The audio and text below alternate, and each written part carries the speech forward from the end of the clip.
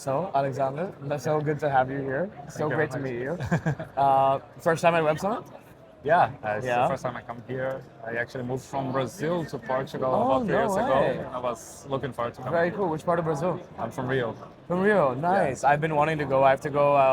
Some of my friends were telling me to go for Carnival this coming year now. But Can't recommend enough. yeah, I heard it's busy, busy, busy at that time. So Yeah. that might be something to consider when we do We that. actually have a web summit going on there every year Oh right yeah, now. yeah. I know Web Summit Rio. I haven't been, but I do want to go there. Web Summit Qatar, I've also seen. Yeah, interesting. So you work at Betano, right? Yeah, I do. Nice. Can you tell us a bit about what you do over there?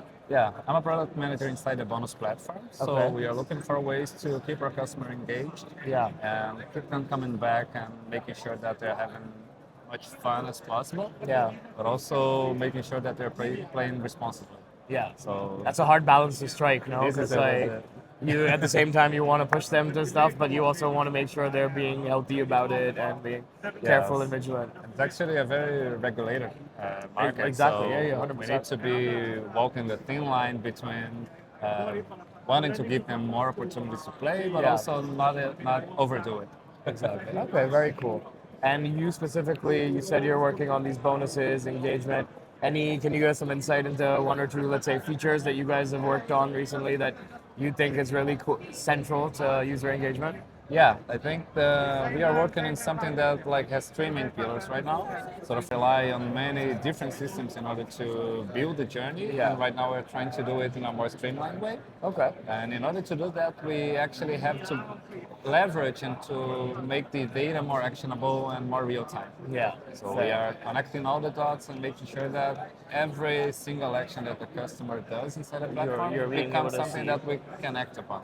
Interesting. Yeah. When you talk about, things that people are doing and getting data from that, I think of zero-party data right away because you're getting people's actions. I get third-party data from external sources.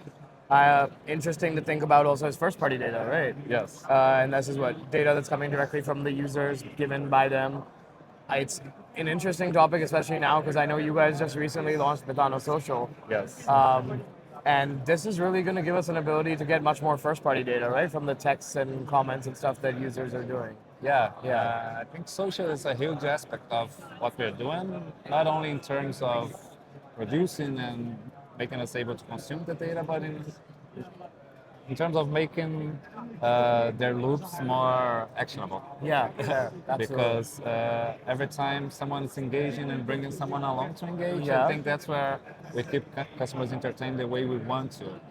We're talking about sports booking and casino, and these are very social experiences when you're doing it offline. Absolutely. People are going to casinos in order to feel the thrill. There's one next door we can hit afterwards. I'm not allowed. Yeah. But sports are also very social aspects of it. And, Yeah.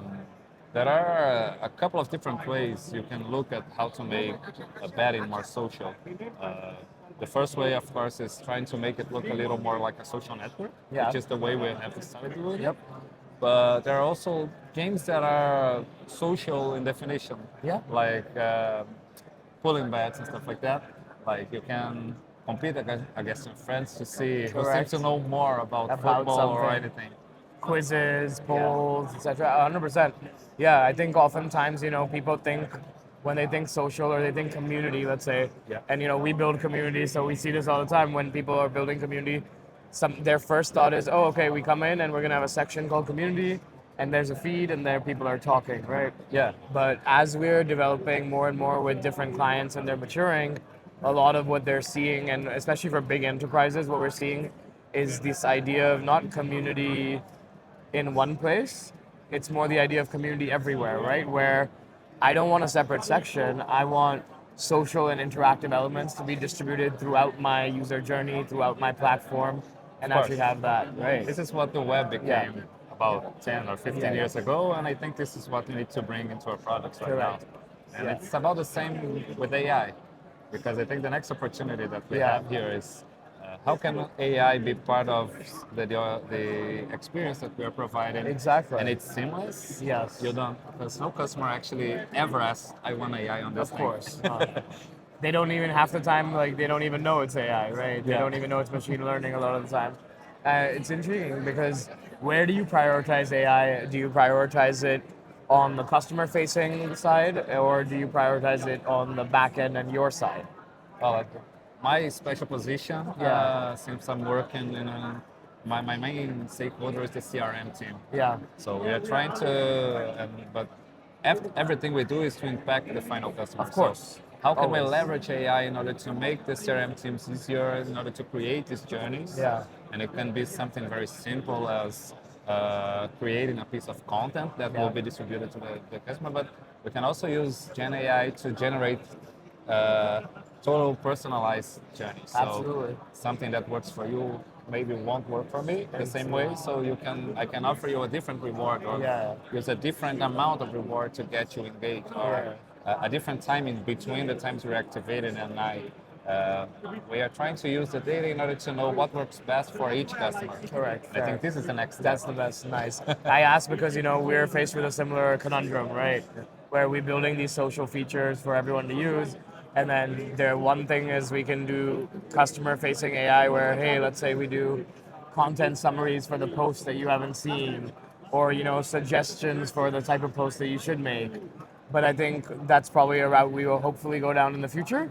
Yeah. For now, my priority is us doing the other part of it, where, like we were talking about earlier, all this first-party data that's coming in. Our focus is on our AI analytics to basically analyze the context, understand user interests, segment the users into different user target groups that you can push certain campaigns towards certain people, right? talk. And do that. Yeah, we should talk. 100%. So I would be delighted. But I'd love to see how we can help you with that. It's really, I think that's where the gold mine is, and it goes exactly to what you were saying earlier, right? Of being able to have all the data, connect all of it, and being able to understand what really is validating and helping customers. And I think the timely aspect of the data is the thing that is hard to get because we used to rely on some time synchronizations that were happening maybe every hour or every day. Yeah. And sometimes in order to get the customer to do the next best action, you're actually trying to do that in real time or as close to real time as possible. Absolutely. And when we are transacting this huge amount of data, that's the actual challenge here because when you're talking about live events, it might be easier. Correct. You have a huge volume of users doing that, but you're dependent on what's happening on the short field. duration and what's happening there. For online casino, the guys could be spinning like 100 Hours times and hours and yeah. hours, right? I'm sure they do, some of them, but that's fair. Interesting. So we've touched upon social, we've touched upon AI and data. I'm also curious to understand from you, I know especially in the betting industry and especially like with live chats and stuff that you can also enable, what is the role that moderation plays? How serious is it? To what extent are you, leveraging tools to do this? It's actually one of the biggest aspects in our business as a whole because when you talk about responsible gaming, you are dealing with things that are very important to our customers. Yeah. We cannot have them jeopardizing their assets. We cannot have them jeopardizing their health. And this is the kind of things that has a lot of nuance in how it shows up. So we have all the channels so people can opt out, of course. This is required by regulation. Good, But we also need to be proactive in detecting what kind of signals they must be giving us in order to say, maybe this is too much for this guy. Maybe it's time for him to pause for a day or for a week or forever. I actually just saw something about that. I forget what it was. Someone was playing like a PS5 game like Overwatch or something, apparently. I saw for the first time I saw a screen pop up that said like, hey, your account has been suspended for 2 days. You've been playing for 11 days nonstop. Please go take a shower and take a walk. And your health is important to us, right? Yeah. I mean, it seemed funny at the moment, but as I thought about it, it's 100% needed at this time. Yeah, especially when you're targeting user engagement. Yeah, as much as our goal as a business is to make money, we won't be doing good money if we are milking the cow dry. Exactly. So before we finish off, anything you'd like to share with people about Betano Social, how they can check it out, what they should do?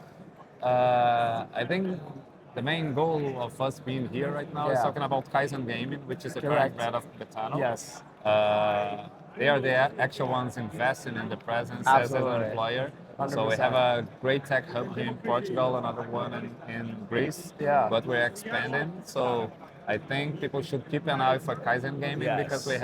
have been expanding a lot and there are a lot of 100%. good opportunities there. Yeah, you might be familiar with the name Bettano from the World Cup banners and seeing it there, but like Kaizen Gaming is actually the company involved, so please check them out. They're super cool. And I'll finish us off with our rapid fire round. So I'm just gonna ask you a bunch of questions, whatever comes top of your mind, like 1 word, 2 words. Let me know, right? Okay, Okay. Favorite place that you've lived? that I've lived? Yeah, Rio. very nice. I'm suspect. It's fine. I'm partial to what I like to, so it makes sense. Favorite place you'd like to live? I think Barcelona. Barcelona. Yeah, Interesting. That's it seems intriguing. very similar but very different from Rio Yeah, as well. same vibe, but like Yeah. a lot of different to explore. I like that. Yeah, Okay. and the European thing is Yeah, also yeah, very yeah. charming. What's your number one dish that you can eat forever? Well, that's a great one that I just knew in Athens, going there, souvlaki. Souvlaki. Oh, I love a good souvlaki. Yeah, good souvlaki as well. Football team? Flamengo. Flamengo. Betano sponsored one. Oh yeah, That's I a love coincidence. it. It's just coincidence. Sure. His manager should look out. He's No, about no. it right now. I'm actually the one who told you should keep an eye on Flamengo. There you go. Gotta do it. I like that. Very sick. Cats or dogs? Well, I have a cat. Yeah. I thought I was a dog person, but having Yeah. a cat is so low maintenance. Once that- once you get a cat, I have a cat now too. Once you have a cat, then you become a cat person. Honestly. Yeah. Very going cool. around Nice. And then I guess one last thing. What one piece of advice that you'd give to anyone that's out there? Your top piece of advice. Well, I think most people focus on the tech aspect of things. Yeah. But everyone who's working in tech is in the problem-solving business. So Okay. try to think about what outcome you want to reach Yeah. before thinking about the solution. I love And it. I think it's going to be the easiest way to get there. I think that's awesome. Thank you so much for Thank joining you. us. It was a pleasure. Yeah. And yeah, Bye. cut, chillin'.